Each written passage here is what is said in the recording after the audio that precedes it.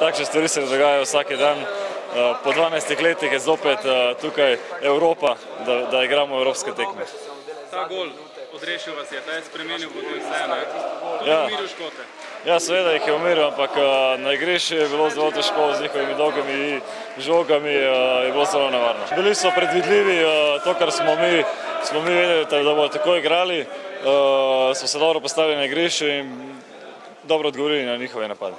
Innsbruck je bilo zelo težko gostovanje, ampak nam je ratal kot ekipa, kot klapa, mislim, smo dali vse od sebe in nam je ratal.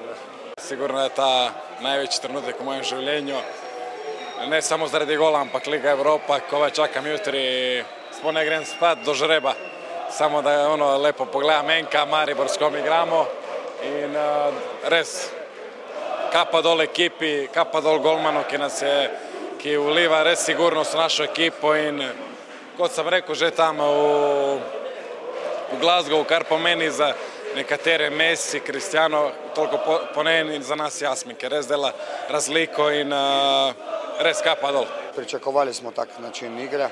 Oni so letos prvič tako rekoč igrali z dvemi krilnimi zvezdnimi igralci, desničarjem na desni strani, levičarjem na levi, ko so nas hoteli malce razširiti oziroma biti nevarni s predložkov in pa z dolgih žog strani njihovih branilcev in tu smo dobro odreagirali. Kaj pomeni za navijače ta uspeh Maribora? Ta uspeh, to je neprecenljivo. Več kot Liga prvakov?